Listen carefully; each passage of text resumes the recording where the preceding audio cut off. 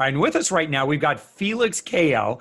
And Felix, you are the founder of the Happy Buying Brain, and you're on the web at happybuyingbrain.com. You are an expert at neuromarketing. It's so great to have you on the show. Thank you for having me, Josh. I definitely appreciate it. I'm looking to having an excellent conversation with you. So how does someone get into neuromarketing? Absolutely. So just a little background on myself in terms of my journey.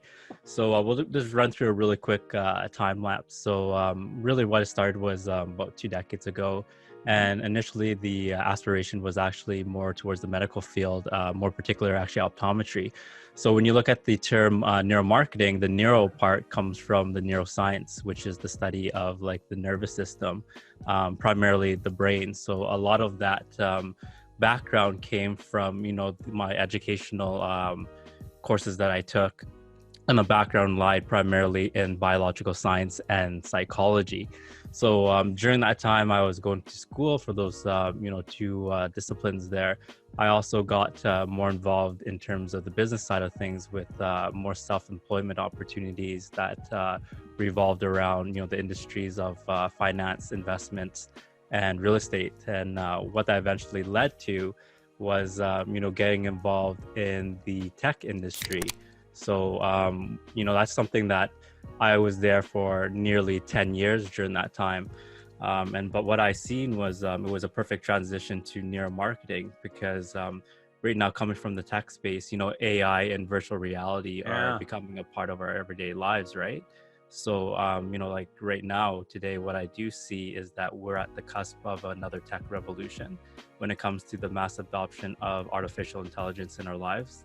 Some examples are, the chatbots that you're seeing more often now, and also with the voice command technology that you see in like the Siri and the Apple, Alexa and Amazon. So neuroscience is actually at the core of a lot of those innovations. And so those insights and research of how the brain works can also be applied to fields that are outside of technology. And that's especially true when it comes to applying neuroscience to marketing. So what we have today is the mass adopting of AI technology will allow neuroscience and marketing to become popularized, which you see happen when you have concepts associated with trends become familiarized. So that's how you have, the combination of my educational background that lies in biological sciences and psychology, and then you combine that with the 15 years plus in the sales and marketing world to come to where we're at today.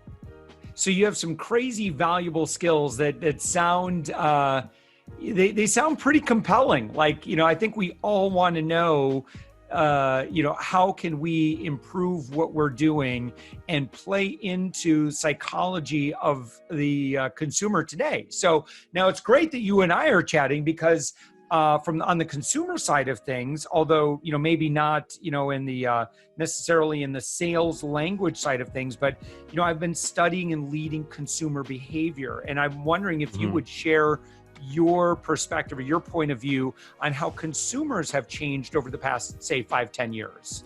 Absolutely. So I think we moved more into what we call emotional marketing. So that's where neuromarketing really comes to play. So I'll describe it neuromarketing as a high level, and then I'll make the segue in terms of how it has impacted consumer behavior, over the last couple of years. So, just to give you a high level description of neuromarketing. So neuromarketing is this, how the brain body responds to marketing stimuli, right? So we're applying cognitive psychology, evolutionary biology to solving business challenges by taking a proven scientific approach to understanding the underlying mechanisms of the decision-making process that happens inside the brains of consumers when it comes to buying. So once again, a lot of these reasons that consumers buy, it actually operates at the level below the subconsciousness, but it influences up to 95% of the consumer's buying decisions. So these subconscious drivers, what they are is they're rooted, in a lot of its emotion, right? So being able to connect to the customers on that level is something that's really key right now, especially when there's so many brands out there. Like, how do you make your brand stand out? How do you grab their attention? And then how do you make your brand memorable? And a lot of that starts by targeting your core messaging towards the primal brain, which wants information presented in a certain way in order for the persuasive power of your core messaging, let's say in your ads and your website and just your content overall, let's say even your logo, so that it reaches that part of their brain and influences them to choose your product and services as the solution to their pain points over your competitors. So if, say, for example, my influence. So what we do is, we deliver that emotion of significance, right? And so our ideal client, and psychographically, what we know is that our ideal client is someone that's achieved some success in business, but they're really not getting the recognition that maybe they feel like they should be getting. And they look at other people and they're like, I don't get it. Why is this person getting this recognition and we're not? Like, we're way more successful than they are, or I'm way smarter than they are. And so that's the ideal person for us to work with, because it's, what we do is being celebrated and seen in the media is not necessarily, it's not a meritocracy at all. It's really about, do you have domain expertise, but are you making yourself available, and are you making that a priority to build your media brand? So that's one thing that we're able to go and very successfully do that for our clients. But so if you were up my influence and you kind of knew that, like, how would I leverage that, or what would I do to communicate that? Absolutely. So if you go back to the whole premise of neuromarketing, so we're targeting the persuasive power of your content in terms of targeting the primal brain. So the primal brain, the subconscious drivers that really influences consumer to, let's say, buy or choose your brand over another. So the primal brain, the role of it is to ensure the survival and reproductive success of an individual. And it's guided by, certain factors that it looks to in order to achieve and to fulfill those primary states. So, 6 of those drivers are, you have survival, reproduction, security, status is a huge one. So status is the one that you're looking to really impound on at that moment, right? So in your case, you have the 2 aspects of social proof and authority. So you're more in the domain of helping your clients build credibility, which is one of the core, let's say, primitive instincts that the primal brain looks to, achieve and fulfill and enhance.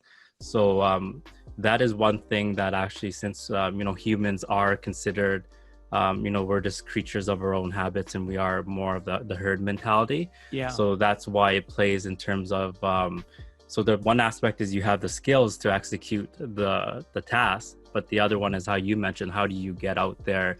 How do you make yourself known? And how do you establish yourself as an expert? And that's where neuromarketing comes in to help, let's say, companies such as yourself, bring people so that they do become known and they do become celebrated.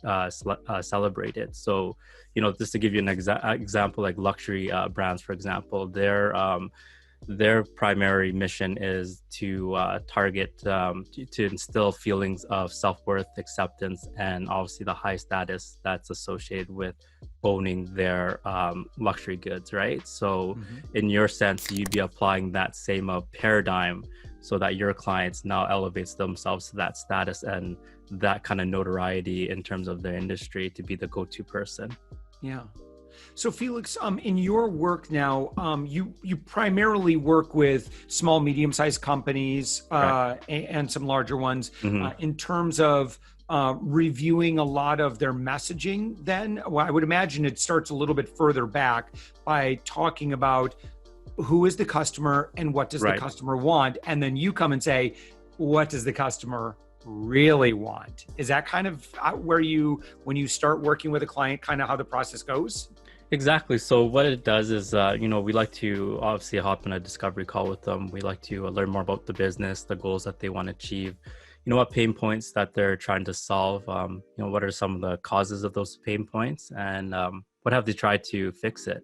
And more importantly, how would their business look once those pain points have been solved? And there's also a flip side to that, like how would their business also be affected in the opposite way, and the consequences that would persist if those problems continue to remain. So once we're able to identify a lot of those different problems that they're having, and also the roots of the problem, with the next step is to structure in terms of a strategy call. So that on that strategy call, we look to implement something that's a lot more tactical, and also that's a clear roadmap to providing the maximal or optimal solutions to solving those problems using a neuromarketing approach. So that's our approach. And then, as you mentioned, we dive a lot deeper into that, because what we're finding is a lot of people are structuring their core messaging so that it speaks primarily to the actual logical part of the brain. But the way that the brain is actually structured is primarily into like three parts. So you have your primal brain, which so the main thing to understand is how information physically enters the brain. So a lot of people think, as you're talking to another individual, is this going from, let's say, my cortex or logical part of the brain to the other person's logical brain? But that's something that actually does not work that way. So information actually is received through the brainstem, which is the base of the brain. So that's where the primal brain begins at. And what it does is, as I mentioned, it filters information based on survival needs and reproductive needs, right? So being able to highlight yourself more in a safe way, and that's through like your social proof and authority. That's something that the primal brain is really receptive to. And then once you're able to kind of pass through that gatekeeper, the primal brain actually passes your core messaging onto the logical part of the brain for more of the rational processing that looks at like the facts, the data, and so forth.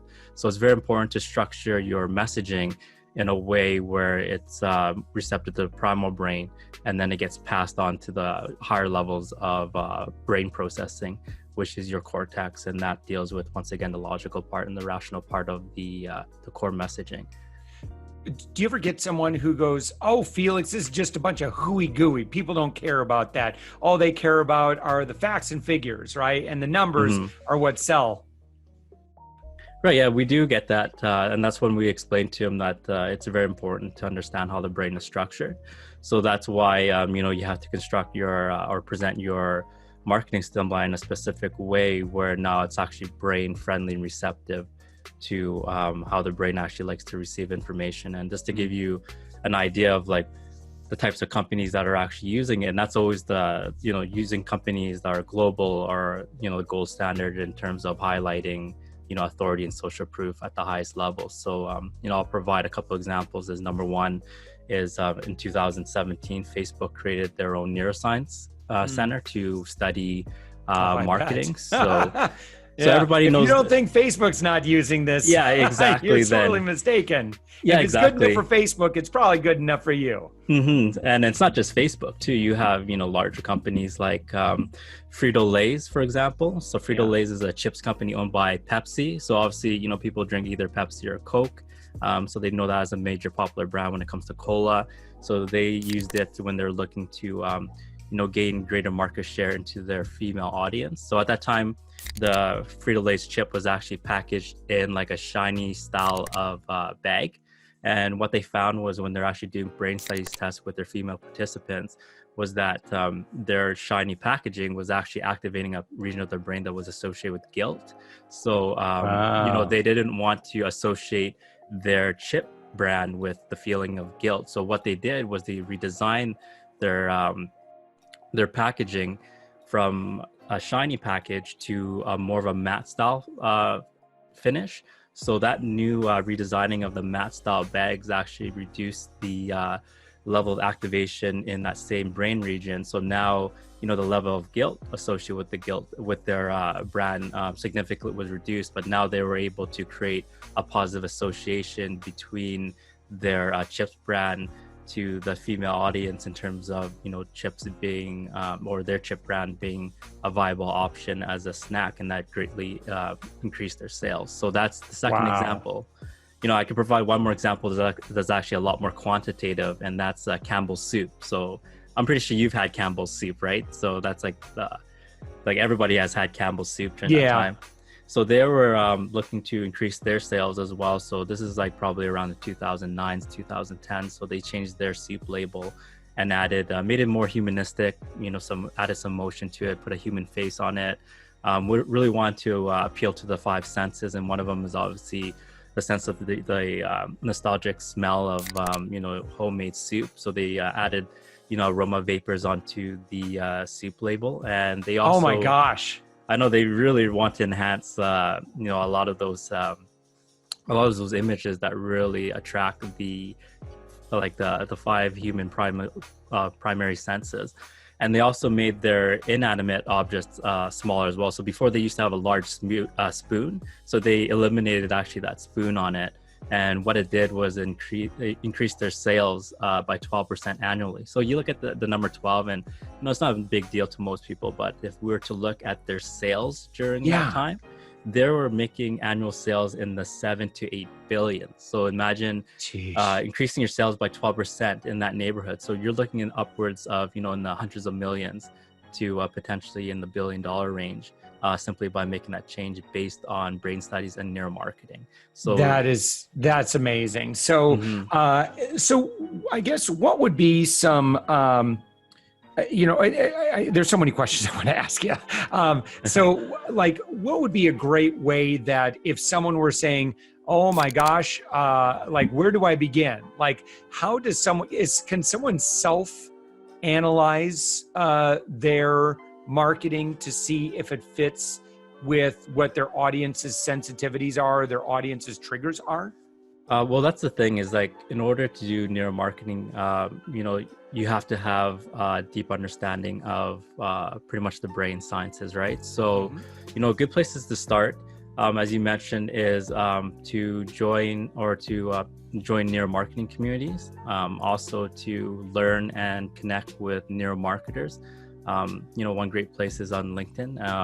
For example, you could search Felix Cao in the search bar, and I'd be more than happy to connect with people on LinkedIn. The second thing is, there's also courses available as well. That's a good starting point to learn from. And there's books and blogs that are out there as well that people could start to just get an idea and an introduction of some of the concepts of neuromarketing, how it could be applied, and then from there, just to get an idea of how everything works. And of course, in order to take out the guesswork, because there's still a lot of things that come with creating a very successful neuromarketing campaign. So that's the other option, is obviously to work with somebody that is successful in neuromarketing and that has helped up other companies boost their conversion rates and change their bring their marketing to the next level. So Felix, when you work with somebody, what does that typically like? Is it really expensive to work with you, or like who is a great client, and what kind of budget should they prepare for? Or like, I guess someone's probably listening to our conversation, go, man, I'd love to work with this guy, but I'm nervous he's going to charge me a lot of money. Yeah, perfect. That's actually a good question. So we actually operate according to what we call a sliding scale. So it, the size of the company, whether small or a really large company, our information, it carries value based on how they're able to implement it, based on the value that they're able to give to their customers, and obviously the size of their customer base as well. So, as we mentioned, we work with small businesses, medium-sized and large businesses, and just by operating through a sliding scale model, we're able to help businesses, reach their level of success for their marketing, which could be a game changer for them. And so, in terms of, I guess, just best practices for if someone wanted to, gosh, maybe it's some books or something like that you could recommend to at least get the ball rolling. Is there anything that you've read that you're like, yeah, it's actually pretty good? Well, there's actually a lot of things that you're, now that you mentioned a book, it's very fascinating that you mentioned that because, I'm actually in the process of writing one myself at the moment. Mm-hmm. So it would be, I think when it comes to learning something such as neuromarketing is to be able to explain things in terms of simplicity, because, a lot of people in terms of having a background of how the brain works, that's something that is a field that a lot of people do not have a deep knowledge on, right? So, finding books that are explain things in a very simple and fundamental terms, that's absolutely important, just to get an introduction to, the principles and concepts of neuromarketing. And then after that, understanding how some of those principles can be applied to, campaigns or other companies that have already leveraged it. And that way it'll create some sort of guidelines and foundation of in terms of its use cases. And then from there on, you could look to see how that applies into your own situation as well. But there's lots of books. If you Google, neuromarketing books, there's lots of phenomenal people that are very insightful in this as well. And as I mentioned, I'll be releasing my own book that will touch on. Who have you learned from? I mean, there's Robert Cialdini is, for example, or Cialdini is one. Robert Cialdini. Yeah. So in Influence, Psychology of Persuasion, Persuasion, those are two books that I've read that are both excellent. Persuasion. Yeah, exactly. So Robert Cialdini is excellent. He's a pioneer in that. Also, Roger Dooley as well is somebody that's in the neuromarketing world. Martin Lindstrom is another one as well. So, I can name a bunch of them, but the ones that we just named are, some of their books are... Get you off to a good start. Exactly. Yeah. And so you do a free strategy call.